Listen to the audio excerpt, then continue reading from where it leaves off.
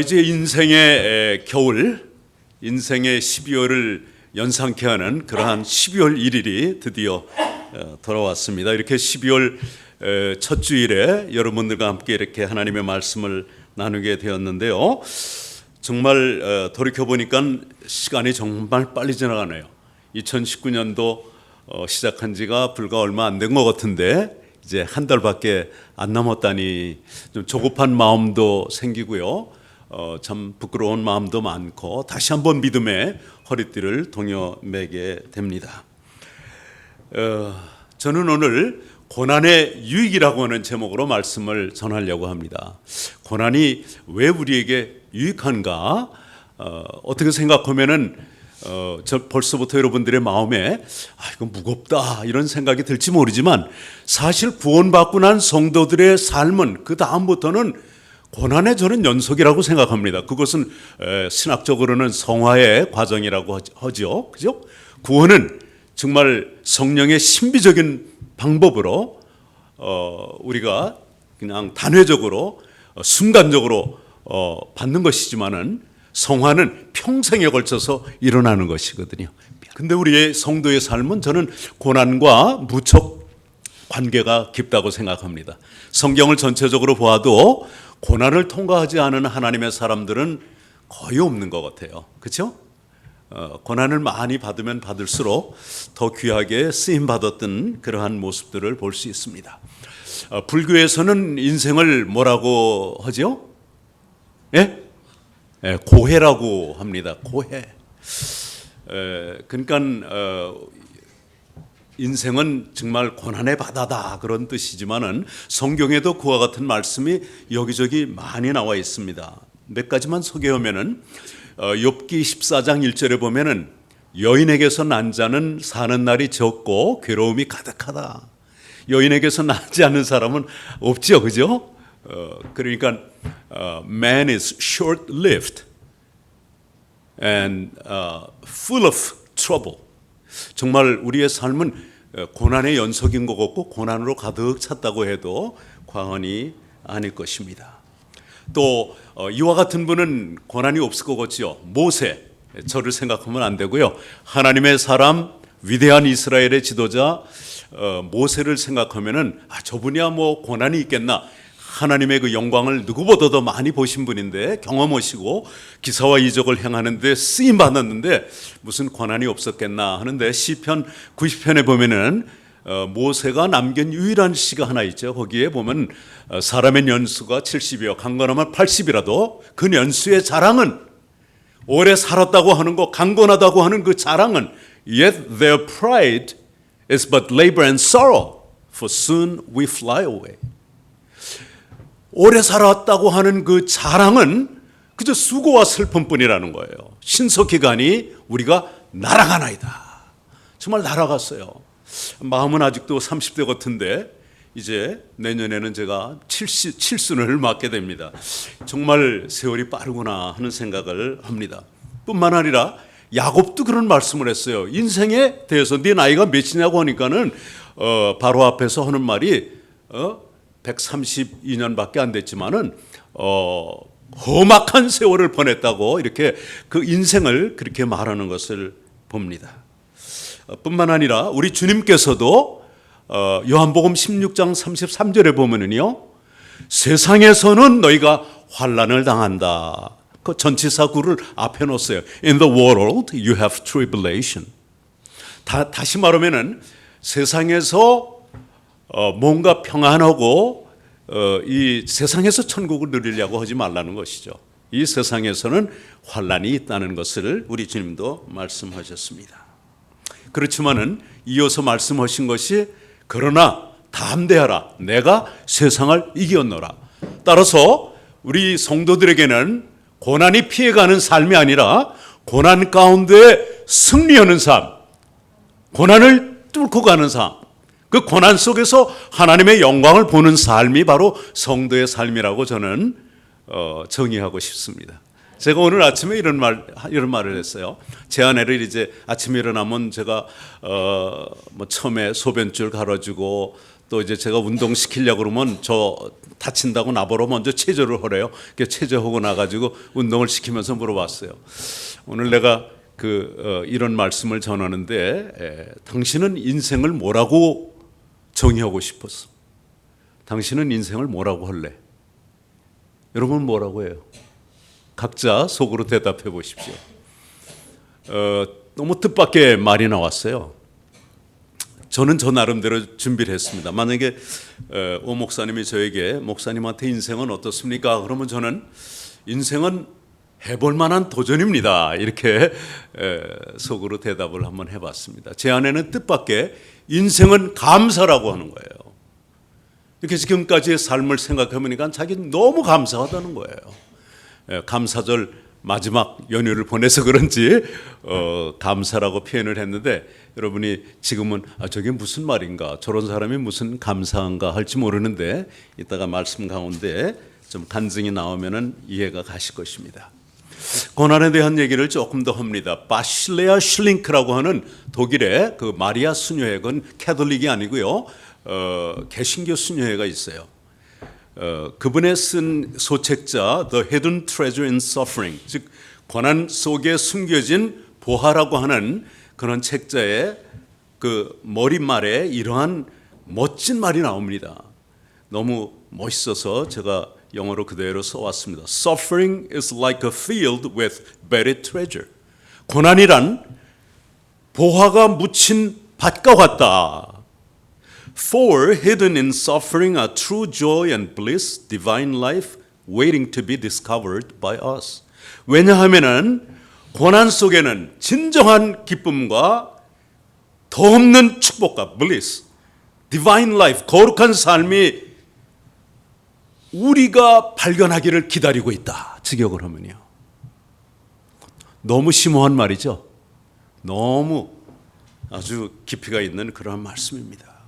그래서 많은 사람들이 이런 표현을 하죠. 고난은 위장된 축복이다. Suffering is a blessing in disguise. 이렇게도 표현을 합니다. 오늘 본문에 보면은 이 불과 9절밖에 안 되는데 제일 많이 나오는 단어가 있죠. 뭐예요? 아까 같이 교독을 했는데 여러분들이 저를 처음 보니까 대부분은 제 말씀도 처음 들으세요. 전부 여기 계신 분이.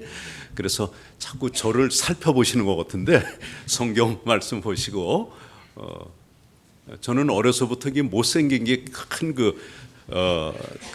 이게 스트레스라고 할까요? 그 뭐라 그러죠? 컴플렉스가 돼가지고 아주 그것 때문에 굉장히 신경 써서 저를 쳐다보면 저는 수줍어요. 여기 본문에 가장 많이 나오는 단어가 바로 징계라는 말입니다. 원어적으로는 파이데이아 그러는데 이 파이데이아라고 하는 단어는 파이스, 즉 아이라고 하는 말에서 파생이 된 말입니다. 한번 따라해 볼까요? 파이데이아. 파이스는 child라는 뜻이고 파이데이아는 다시 말하면은 아이들의 훈육, 교육, 훈련 뭐 이런 것을 파이데이라고 하는 것이죠. 다시 말하면은 저는 성도들이 인생을 살면서 경험하는 모든 갖가지 크고 작은 고난은 파이데이아로 봐야 된다고 생각합니다. 하나님이 주시는 징계로 봐야 된다고 생각합니다. 아이들이 아버지의 체벌을 받거나 연단을 받을 적에 나를 죽이겠구나 이렇게 생각해요? 나를 저주하는구나, 버리셨구나 이렇게 생각 안 하잖아요. 저희도 어렸을 때 어린 아이들을 키우면서 이렇게 엄마가 이렇게 체벌을 가합니다. 좀 때리고 그러면은 이제 나중에 왜 때렸지 엄마가? 그러면은 훌륭한 사람 되라고 이렇게 대답을 하곤 했는데요. 맞습니다. 이 파이데이아 이것은 아버지가 계시다고 하는 것을 전제로 하는 거예요. 우리 성도들, 하나님의 자녀된 이들에게 닥쳐오는 갖가지 고난은 연단으로 아버지가, 사랑하는 아버지가 주시는 연단으로 봐야 됩니다. 오늘 본문에도 그런 말씀이 많이 나오죠. 내 아들아 주의 징계하심을 경히 가볍게 여기지 말며 그에게 꾸지람을 받을 때에 낙심하지 말라. 주께서 그 사랑하는 자를 징계하시고 그의 받으시는 아들마다 채찍질 하심이니라 그랬고요. 징계는 다 받는 것이오늘 너희에게 없으면 사생자요 참 아들이 아니라고 그랬어요. 합법적인 아들이 아니라는 거예요. 우리 어렸을 때 제일 나쁜 욕이 뭐냐면 후레 자식이라는, 애비 없는 자식이라고 하는 것이 가장 큰 욕이었는데 바로 막말로 하면은 후레 자식이라는 거예요. illegitimate children.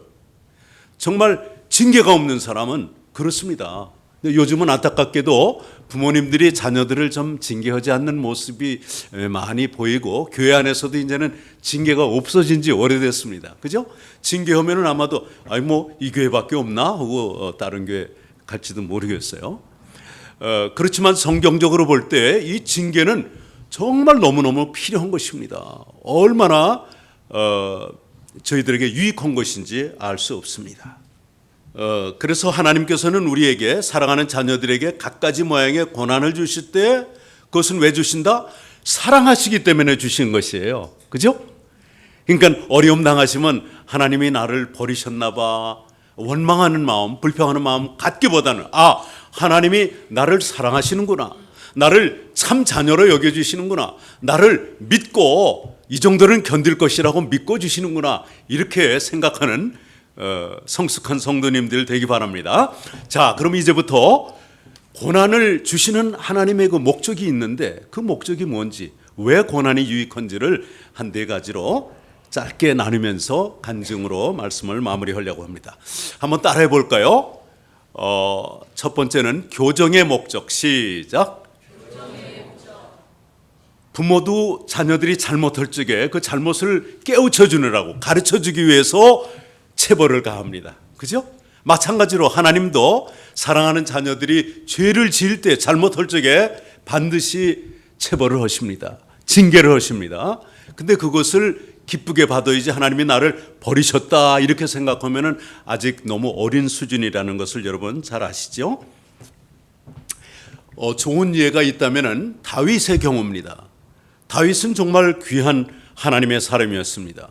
그럼에도 불구하고 그가 이제 그 주변을 다 평정하고 살만했을 때 그 전쟁에 봄이면 나갔는데 장군들과 같이 나가지 아니하고 지붕 위에 올라가서 중동에 가보니까 지붕이 편편하더라고요. 정말요. 거기 올라가서 이렇게 거닐다가 옷을 벗고 목욕하는 여인을 보게 되었고 음력이 생겼고 엄청난 죄를 저질렀습니다. 하나님이 너무너무 불쾌하셨어요. 나단 선지자를 통해서 그에게 깨닫게 해주셨습니다. 그렇지만 다윗은 바로 내가 바로 그 사람이다 하고 죄를 인정하고 엄청난 회개를 했습니다. 그럼에도 불구하고 죄의 값은 그대로 당해야 됐어요. 그래서 그 아들이 죽는, 그리고 정말 그 얘기는 다 할 수가 없죠. 너무나도 엄청난 고난을 받았습니다. 매를 맞았습니다. 그럼에도 불구하고 다윗은 그로 말미암아 더 훌륭한 하나님의 사람이 되었지 거기서 쓰러지거나 망하지 않았다는 사실입니다. 여러분들도 삶 속에서 혹시 고난이 오면은 이것이 나를 내가 잘못해서 오는 것인지 어떤 목적이 있는지 오늘 말씀을 통해서 깨닫고 힘을 내시기 바랍니다. 절대로 고난은 뭐 그렇게 나쁜 거 아니에요. 아마 다 해볼만 합니다. 그래서 저는 아까 인생을 참 life is challenges to try, 한번 해볼 만한 도전이다 이렇게 저는 말하고 싶은 것입니다. 두 번째로 하나님께서 우리 성도들에게 자녀들에게 고난을 주시는 목적 중에 하나는 예방의 목적이 있습니다. 한번 따라해 볼까요? 예방의 목적. 예방의 목적. 우리도 부모님들이 아이들을 바깥에 아직 안 나갔는데도 좀 아침 나가면 길가에 나갈까 봐 그냥 끌고 와가지고 막 때려주죠. 그죠? 그 난로 있는데 뜨끈뜨끈한 데 가서 혹시 될까 봐 마침 가면 그냥 잡아서 막 때려주고, 물가에 가서 또 그러면 막 때려주는 그런 모습을 봅니다. 왜요? 길에 나갔다가 차에 칠까 봐, 사고 날까 봐, 물에 빠져서 익사할까 봐, 또 뜨거운 난로 그들로 갔다가 위험한 데 갔다가 손을 대거나 어려운 일을 당할까 봐 이렇게 미리 이렇게 예방하는 차원에서 체벌을 주기도 합니다. 하나님도 마찬가지로 우리가 교만해질까 봐 그 벌을 주는 모습을 사도 바울을 통해서 볼 수 있습니다. 고린도후서 12장 7절 이하에 보면은 여러 계시를 받은 것이 지극히 크므로 너무 자고하지 않게 하려고, 그러니까 스스로 높아지지 않게 하려고 내 육체의 가시 곧 사단의 사자를 주셨으니 이는 나를 쳐서 너무 자고하지 않게 하려 하심이니라. 사도 바울은 엄청난 3층천에 올라가서 엄청난 것들을 봤습니다. 말로 감히 할 수 없는 것들을 봤어요. 잘못하면은 정말 내가 천국에 올라갔더니 이런 거 있다 저런 거 있다 자랑할 게 얼마나 많겠어요. 하지만은 오늘날 우리 성도들의 모습하고 다르죠. 저는 그래서 하나님이 이렇게 말씀하셨습니다, 저렇게 말씀하셨습니다 이런 말보다는 이런 생각을 하나님이 주셨습니다. 마치 내가 직접 하나님한테 막 듣고 또 눈으로 보는 것처럼 이렇게 얘기하시는 목사님들이나 주의 종들이 있는데 뭐 조금 과장이긴 하죠. 그런데 사도 바울의 모습을 우리는 닮아야 됩니다. 그 엄청난 걸 봤는데도 불구하고 내가 교만할까 봐, 스스로 높아질까 봐 사단의 가시, 사단의 사자, 육체의 가시를 줬다고 이렇게 고백을 합니다. 이렇게 하나님께서는 때로는 우리를 더 귀하게 사용하시려고, 도구로 사용하시려고 우리에게 아픔과 어려움도 허락하신다는 그러한 말씀입니다. 세 번째로 하나님이 우리에게 권한을 주시는 그러한 목적이 있는데 그것은 교육의 목적입니다. 시작. 교육의 목적. 이거 뭐 초등학교 가르치시나 이렇게 생각할지 모르는데 이래야 여러분들이 머릿속에 잘 들어갑니다. 운동해 보신 분들은 알죠? 네? 운동, 훈련이 세면 셀수록 더 훌륭한 선수가 되잖아요. 적당히 했는데 르브론 제임스처럼 MVP 되고 그러는 거 아닙니다. 예? 군대 갔다 오신 남자들 잘 알지만요. 군대에서 훈련이 세면 셀수록 더 강인한 군사가 되는 것입니다.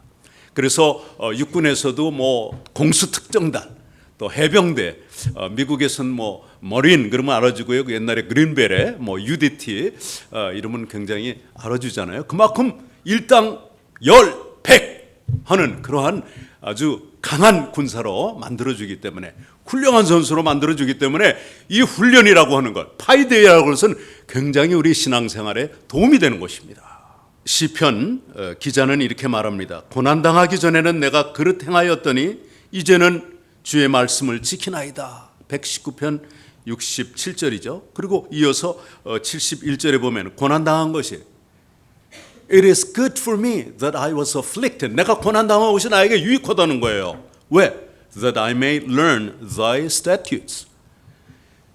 이로 인하여 내가 주의 율례를 배우게 되었나이다.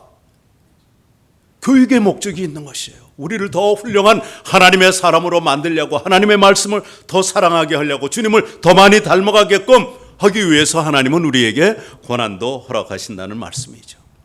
욥기에 보면 이런 말씀이 있죠. 나의 가는 길은 오직 그가 아시나니 그가 나를 단련한 후에는 내가 다 같이 시작 점검같이 나오리라.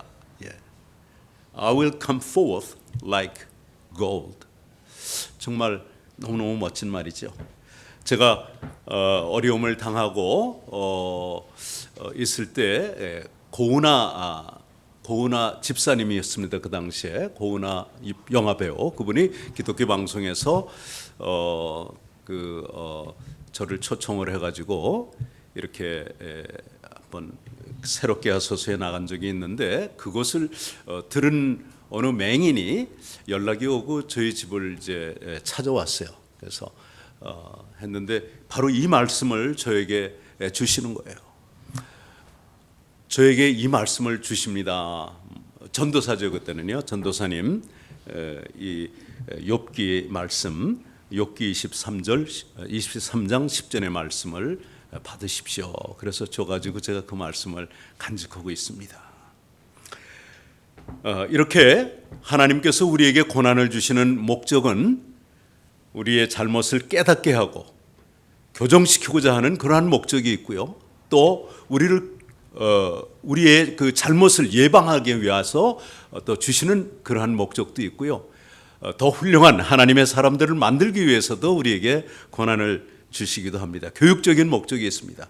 그리고 마지막에 오늘 본문 말씀이 나오는 게 이겁니다. 10절 이하에 보면은요, 저희는 잠시 자기의 뜻대로 우리를 징계하였거니와 오직 하나님은 우리의 유익을 위하여 그의 거룩하심에 참여하도록 징계하시느니라. 거기 징계가 한 번 더 들어가는 것이 맞습니다. 그 해석하기에는 무릇 징계가 당시에는 즐거워 보이지 않고 슬퍼 보이나 후에는 그로 말미암아 연단한 자에게는 그의 의의 평강한 열매를 맺나니라. 자, 그렇습니다. 우리가 고난 당할 적에 체벌을 받을 때, 어려움을 당할 때 너무 이거 언제 끝나나 할 정도로 힘들어요. 그러나 어떻게 보니까 금방 지나갔어요. 돌이켜 보니까 아무것도 아니에요. 금방 지나갔고, 하나님께서 육신의 부모들은 야 의사가 되라, 변호사가 되라, 막 뭐 훌륭한 선수가 되라, 뭐 이래가지고 훈련을 시키고 뭐 교육을 시키고 하지만은 하나님께서 우리의 연단을 주시는 궁극적인 목적은 뭐냐? 바로 그의 거룩하심에 참여케 하시는 거라고 말씀하셨습니다. 이게 진짜입니다. 그게 진짜예요.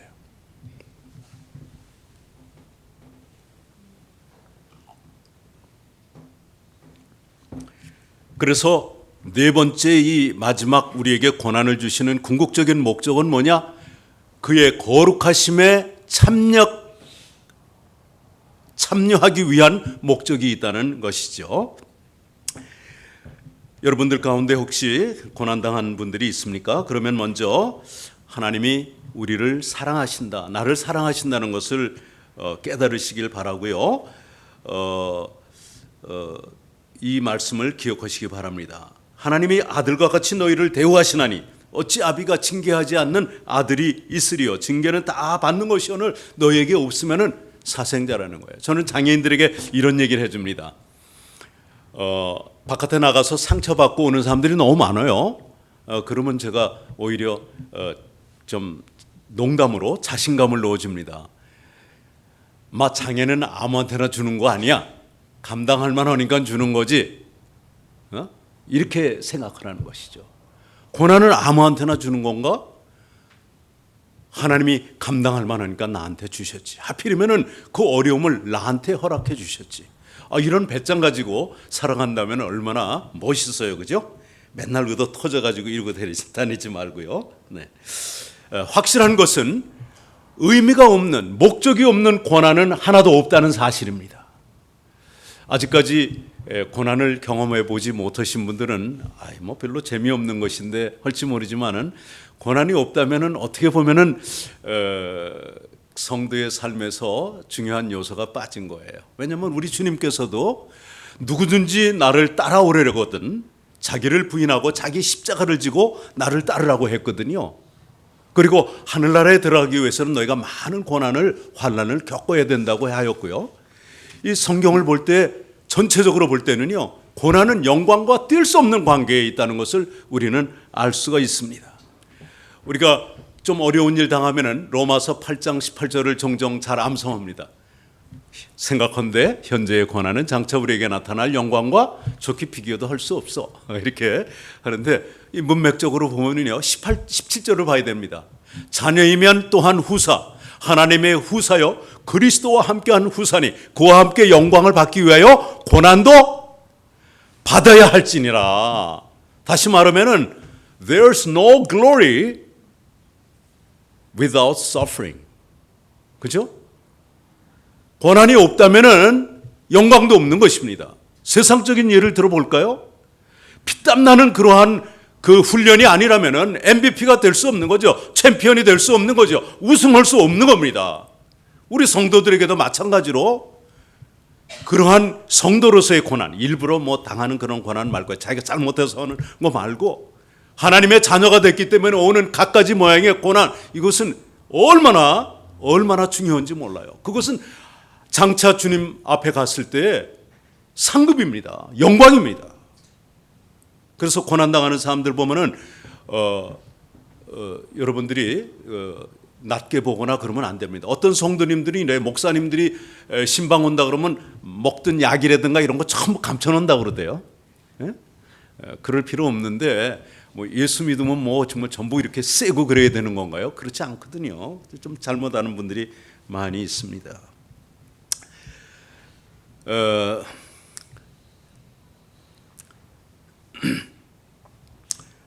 아마 베드로전서 4장 12절 이하에도 그런 말씀이 있죠. 사랑하는 자들아 너희를 시련하라고 오는 불시험을 이상한 일 당하는 것 같이 이상히 여기지 말고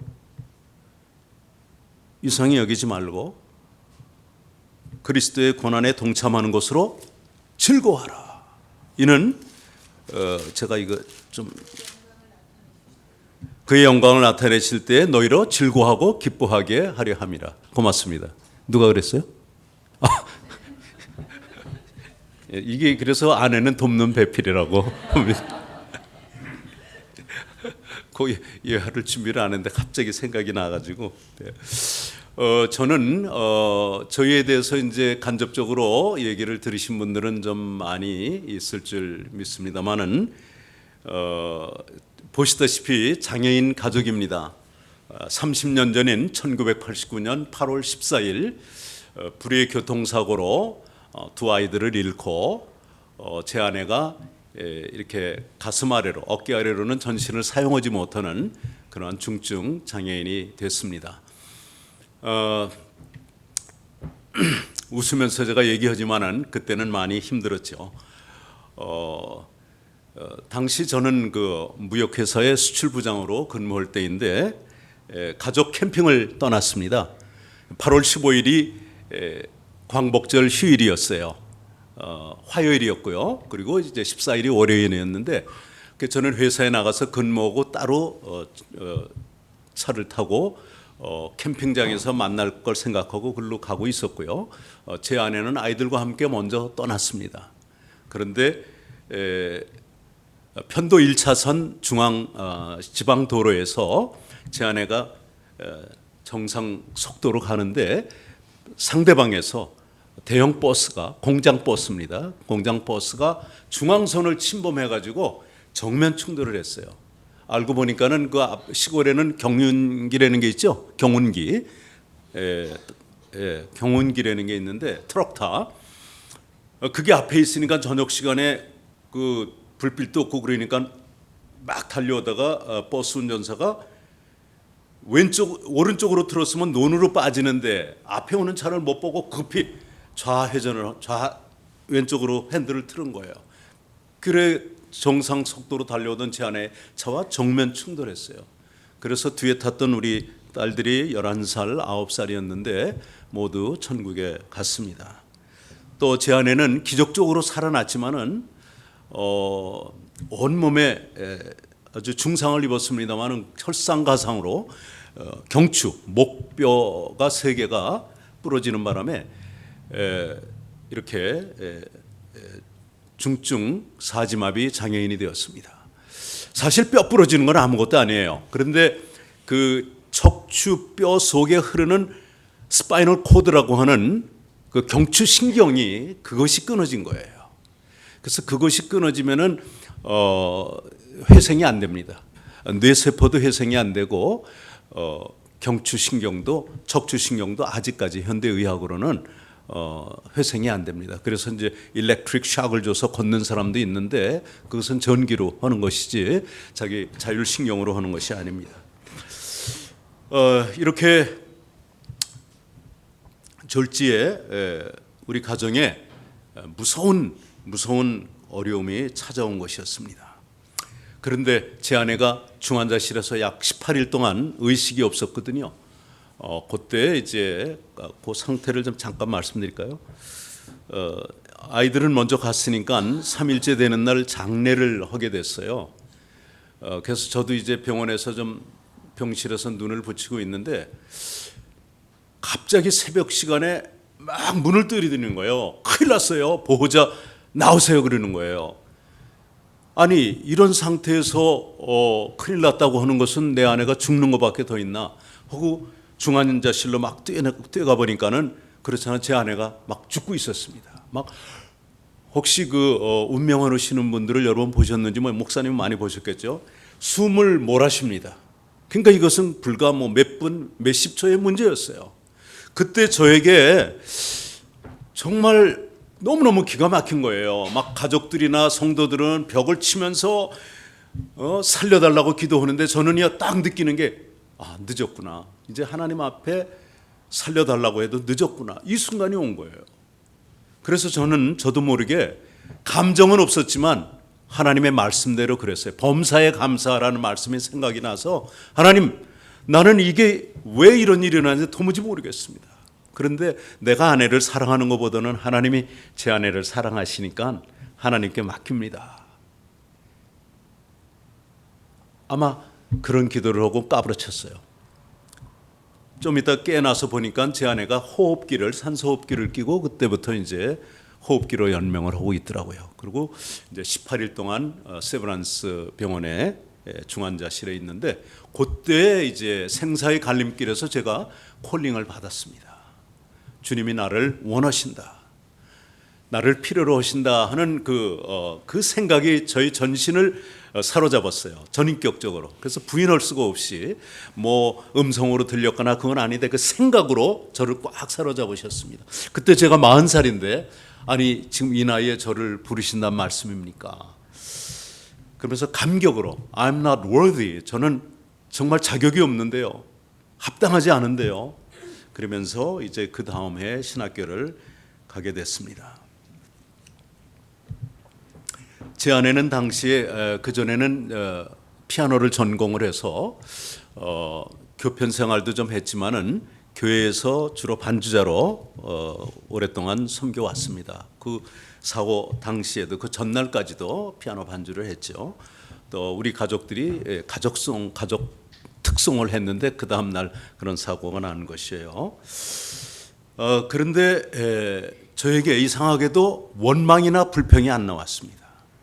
저는 좀 여러분들이 상상하기 어렵겠지만 올 것이 왔구나 그런 생각이 팍 들더라고요. 올 것이 왔구나.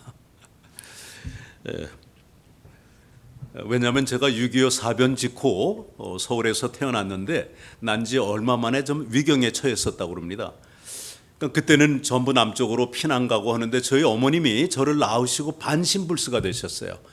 물론 일시적으로. 그래서 방공호를 파고 이제 그 수개월을 지냈다고 하는데 그 병원도 없고 아무것도 없으니까 어떻게 해요? 제가 위경에 처하니까 우리 아버지가 교회로 달려가 가지고 소원 기도를 했다는 거예요. 이 아들을 살려주면은 주의 종으로 바치겠습니다. 이렇게 소원 기도를 하셨대요. 그리고 살아난 저에게 나중에 이제 전쟁 후에 호적에 올렸겠죠. 모세라고 하는 이름을, 우리 가족의 그 돌림자에도 없는 모세라고 하는 이름을 순수한 한글로만 올렸어요. 박자만 한자로 올리고요. 그래서 저는 초등학교, 중학교, 고등학교 다니면서 한자 이름이 없는 사람은 저밖에 없었습니다. 제가 아는 범위 내에서는. 그래서 한글날 몇 주년인가 잘 생각이 안 나는데 529주년인가 그때 전교에서 유일한 한글 이름을 가지고 있다고 한글 실용상을 받기도 했습니다. 사실은 이름 때문에 제가 그냥 아주 어려서부터 놀림도 많이 받았고요. 또 중학교 다닐 때는 한자로 이름을 쓰는데 한자가 없으니까는 그래서 호적에도 없는 한자를 만들어서 꾀모자, 꾀모자, 인간세자, 꾀모자, 모범할 때 모자입니다. 꾀가 많다는 건 아니고 그 모자, 세자 이렇게 해서 다니기도 하고 어때 주일학교 중고등부 교사할 적에는 저를 학생들이 놀리느라고 선생님 저 한자로 선생님 이름 알아요. 그러더니 털모자, 가늘세자를 쓰기도 하고 하여튼 이름에 대한 에피소드가 엄청 많습니다. 엄청 많아요. 그 이름 때문에 덕을 본 것도 있고 이름 때문에 막 어려움을 당할 때도 있었죠. 예를 들어서 일본을 출장을 가는데 출입국 관리소에서 안 들어보내주는 거예요. 주민등록을 보더니 왜 한자가 없냐는 거예요. 다 한자. 그래서 맨 꽁지 나가가지고 아주 한참 싸우다가 결국은 그렇게 그 당시에는 좀 무식하더라고요. 아무튼 이름에 대한 에피소드가 많은데 그런 얘기 다 하다 보면 시간이 넘어갈 것 같습니다.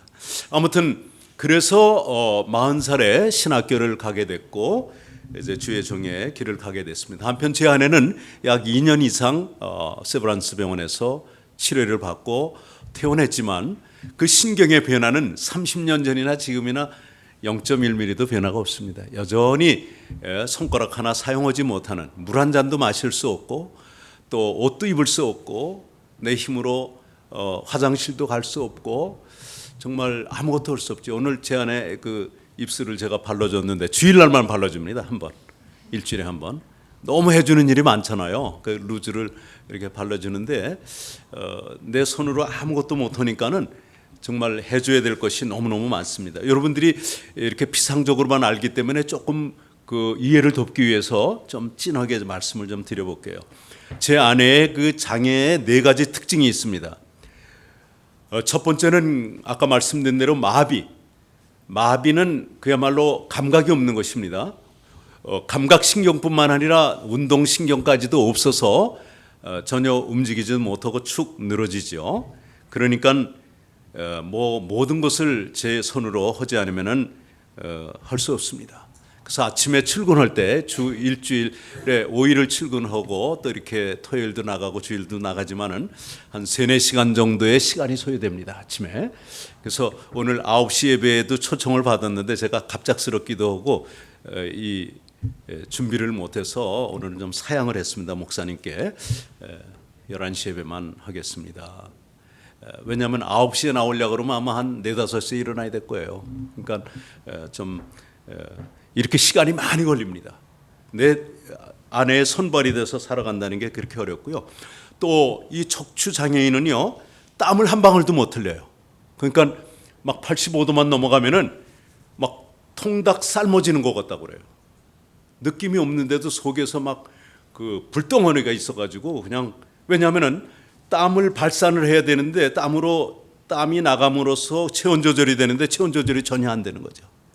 그러니까 막 어떤 사람은 그래요. 남자 장애인 얘기를 들으니까 마치 용광로에 들어간 것 같아요. 용광로 근처도 못 갔지만은 그런 느낌이 있단 말이에요. 그렇게 덥다고 그래요. 그리고 겨울에는 또 그냥 그 얼음 속에 들어가 있는 것처럼 너무 춥다고 그러고요. 그래서 여러분들이 땀을 흘리고 또 내 손으로 밥을 먹고 화장실 가고 이러는 거 전부 다 축복인 줄 아십시오. 세 번째로 이 특징이 뭐냐면요, 대소변을 못 봅니다. 그래서 어떤 장애인 목사님은 저한테 그래요. 우리 척추 장애인들이 제일 불쌍하다고. 왜냐하면 청각 장애인이나 시각 장애인이나 모든 장애인들은 다 오줌 넣고 똥 넣지 않냐 이거야. 근데 우리는 소대변 문제가 해결이 안 돼. 그러니까 뭐 남자 여자가 조금 다르긴 합니다만은 제 아내의 경우에는 가느다란 그 캐티더라고 하는 호스를 방광에 끼워놓아 가지고 24시간 흘러내리죠. 그래서 다리에다가 백을 차가지고 그거를 엠프티 비워주고 또 밤에는 한 2000cc짜리 큰 백을 그 병원에 가면 달아놓는 거 그런 걸 달아놓고 낮에는 아침이면 그것도 다리에다 차는 작은 백으로 갈아주고 이런 걸 합니다. 그러니까 간호사가 해야 할 그런 일들도 해야 되고 그러죠. 대변은 정말 큰 문제입니다. 이거는 관장을 해야 됩니다. 그래서 대변 보는데 최소한도 1시간 이상 걸립니다. 그러니까 여러분 지금까지 이것만 해도 감사할 게 많죠. 정말 감사할 게 많죠. 마지막으로 하나 더 장애가 있는데 그것은 뭐냐면 24시간 동안 참 비명을 질러도 부족하다 할 정도의 통증이 있는 것입니다. 그래서 제 아내가 이런 기도를 했답니다. 하나님, 내가 이렇게 아프니 아프다고 얼굴 찡그리고 맨날 울고 소리 지르면은 남편도 도망갈 것 같아요. 사람들이 주변에서 다 도망갈 것 같아요. 사실 그래요. 장애인 사역을 하다 보니까 수많은 장애인들을 만나는데 우리 부부를 이해하지 못하는 장애인이 많아요. 사모님 짜증 많이 내죠? 안 낸다 그러면 거짓말을 하는 줄 알아 내가. 짜증내. 왜 짜증이 안 나는 거예요? 내가 머리가 가려워도 긁지도 못하죠. 아무것도 못하죠. 남한테 해달라면 제대로 해주지 못하죠. 얼마나 짜증나겠어요. 맞는 말이에요. 짜증나고 화를 내고 울고 아프다고 소리 지르는 게 정상이에요. 그런데 제 아내는 이것을 하나님과 해결을 했어요. 그래서 저는 장애인들한테 그래요. 여러분들 남이 잘해주는 거 그거보다 하나님과의 관계에서 이겨야 됩니다. 즉 은혜를 받아야 됩니다. 그렇지 않으면 모든 게 원망거리밖에 안 돼요. 불평거리밖에 안 돼요.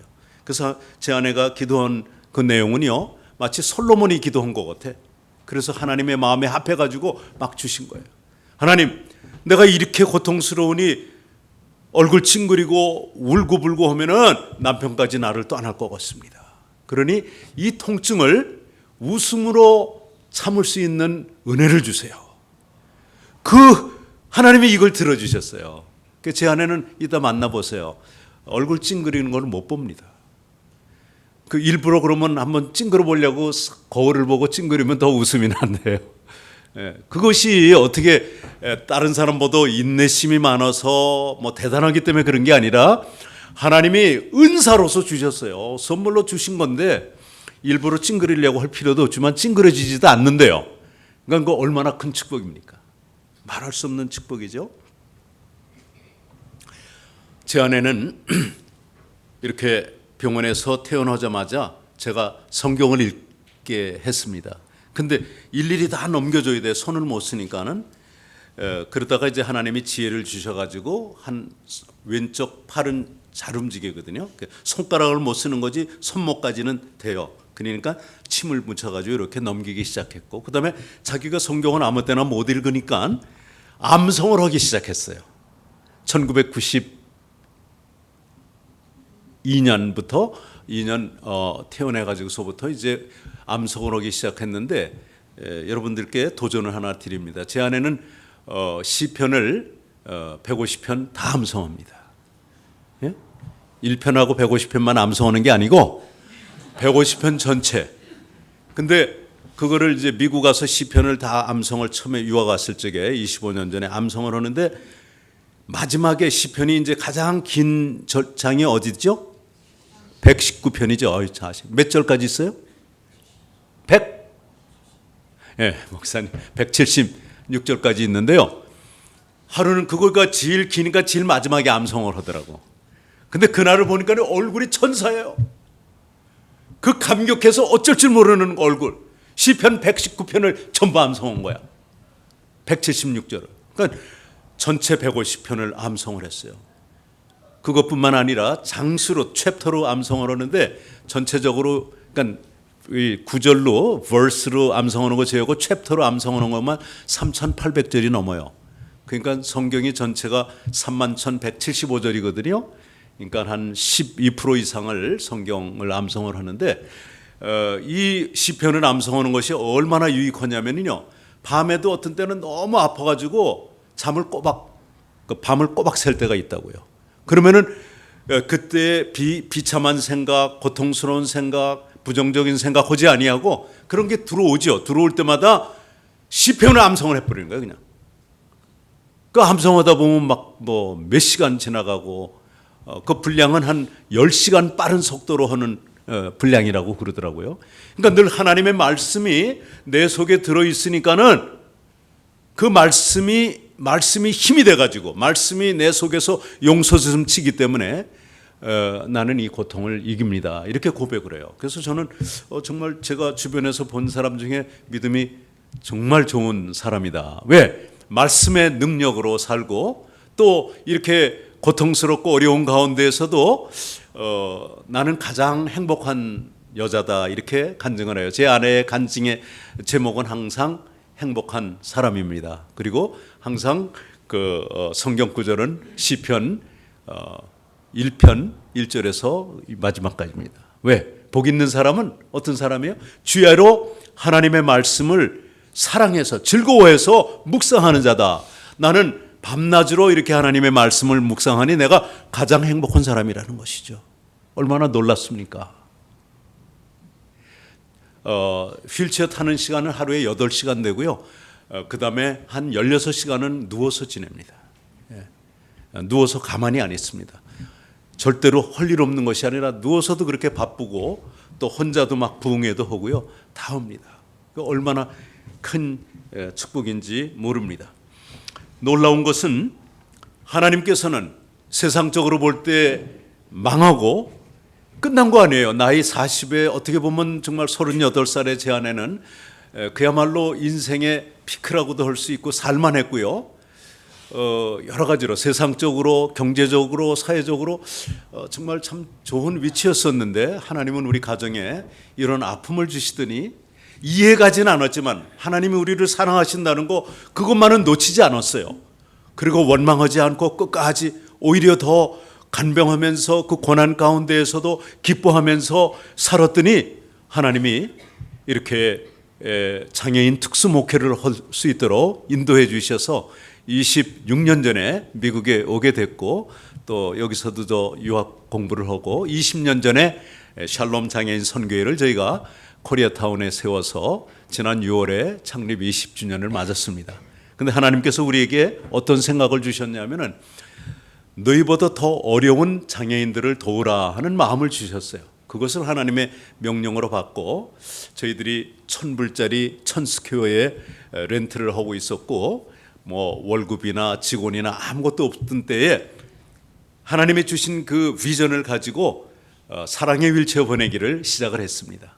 광고를 하고 신문에 또 라디오에 그리고 교회에 이렇게 광고를 했더니 사용하지 않는 휠체어와 여러 가지 의료기구들이 들어왔어요. 그걸 보내다가 이제 점점 많아지니까 어쩔 수가 없어가지고 펀드레이징 콘서트를 통해서 저희들이 매년 한 2-3천 명의 지구촌 불우한 장애인들에게 휠체어와 여러 가지 의료기구를 보내는 사업을 해와서 효과적으로 선교사님들을 통해서 복음을 전하는 일을 했고요. 지난 20년 동안 자그만치 42차에 걸쳐서 약 6만 5천 명 이상의 15개국이라고 그랬나요? 네, 15개국에 6만 5천 명 이상의 장애인들을 섬길 수 있었어요. 오늘 본문 마지막에 보면 무릇 징계가 당시에는 즐거워 보이지 않고 슬퍼 보이나 후에 그로 말미암아 연단받은 자에게는 그 짧은 시간이에요. 10년이라고 하는 준비 기간, 그것도 뭐 이를 악물고 어쩔 수 없이 살아온 게 아니라 은혜 충만해서 살아왔습니다. 그러나 힘들긴 힘들었습니다. 그랬더니 하나님께서는 이렇게 귀한 사역을 시작하게 해주시고 부족한 저희들을 통해서 많은 장애인들을 섬길 수 있게 해준 것이 얼마나 감사한지요. 이 땅에서도 의의 평안한 열매 샬롬, 그래서 저희 선교 이름이 샬롬입니다. 그렇지만 더 중요한 것은 천국에 갔을 때 더 큰 하나님의 영광 가운데 거하게 하는 줄 믿습니다. 여러분들도 혹시 고난당하지 않기를 바라지만 혹시 고난이 온다면은 그 고난이 오히려 나를 가르쳐 주시고 깨우치게 해 주시고 또 죄짓지 않도록 예방해 주시고 나를 더 훌륭한 성도로 만들어 주시려고 하시고 궁극적으로는 하나님의 거룩에 동참하는 그런 놀라운 목적이 있다는 사실을 깨닫고 승리하는 그러한 저와 여러분들이 되기 바랍니다. 제 아내가 말한 것처럼 제 아내 같은 사람이 아이들 다 잃고 엄마로서 이 매일같이 천국 갈 때까지 이 부자유함은 끊임없을 거고 이 통증은 끊임없을 거예요. 여전한 고난이 있어요. 저는 아내를 죽을 힘을 다해서 들어올리고 내립니다. 쉬운 일 아니에요. 혼자 잠자고 있는 그런 아이를 드는 것처럼 어렵습니다. 허리도 아프고 힘듭니다. 고난입니다. 1년 365일 하루도 저는 쉬는 날이 없습니다. 아니 30년을 하루처럼 살아왔습니다. 앞으로도 그럴 겁니다. 고난이에요. 그러나 그 고난은 의미 있는 고난이고 천국이 없다면 어떻게 살겠어요?